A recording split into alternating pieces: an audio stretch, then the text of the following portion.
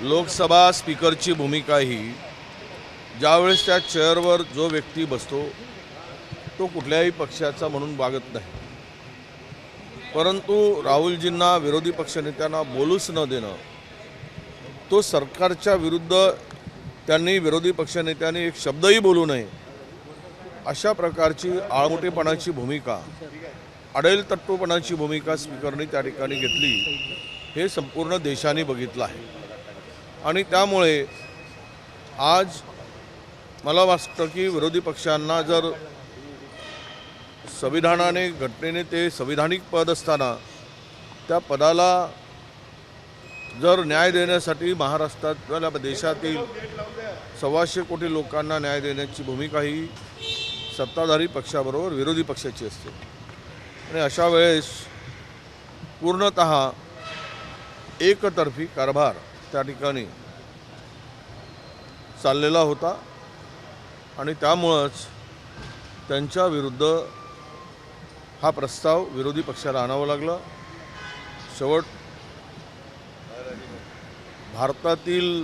देशातील 140 कोटी जनतेच्या अन्यायाविरुद्ध लढण्याचं काम विरोधी पक्षनेते म्हणून राहुल गांधी करत आहेत आणि ते त्यांची भूमिका ठामपणे म्हणत आहेत। सरकार त्यांना घाबरते आहे आणि त्या परिस्थितीत त्यांना त्यांचा आवाज दाबण्याचं काम सभागृहात वारंवार होताना आपण सर्वांनी बघितलं आहे।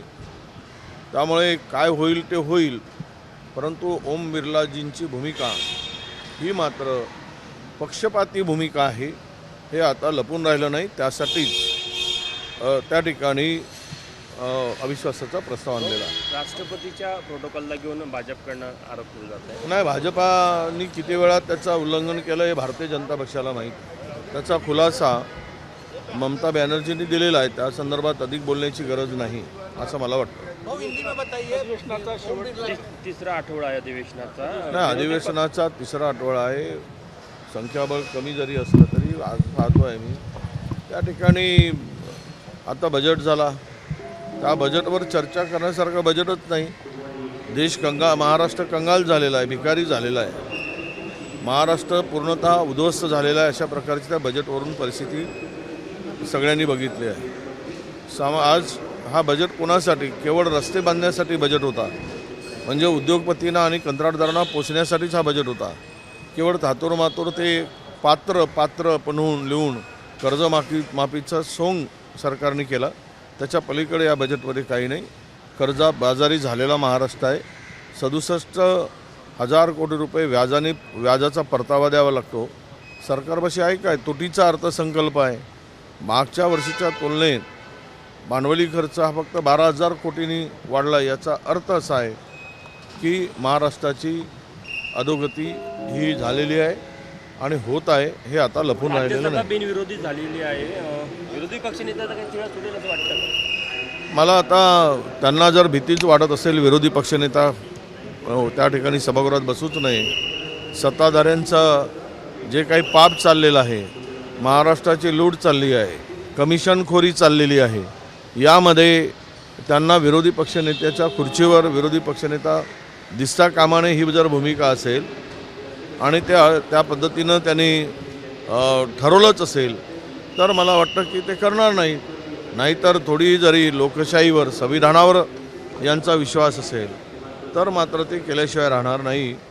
परंतु मला वाटतं की हे सरकार संविधानावर विश्वास ठेवून चालणार नाही अशीच या सरकारची भूमिका आहे। शुभेच्छा आहेत। आज भारत हा क्रिकेटमध्ये T20मध्ये वर्ल्ड चॅम्पियन झाला। कालची मॅच सगळ्यांनी बघितली, म्हणजे आम्हाला वाटत होतं की फार अटीतटीची ही मॅच होईल, परंतु एकतर्फी ही मॅच झाली। पूर्ण भारतीय टीमचं, क्रिकेट टीमचं मी मनापासून अभिनंदन करतो, शुभेच्छा देतो। आम्ही भारत ने जो परफॉर्मेंस किया है वर्ल्ड ट्रॉफी जीतने के लिए, मुझे बहुत हम सबको भारतवासियों को खुशी है।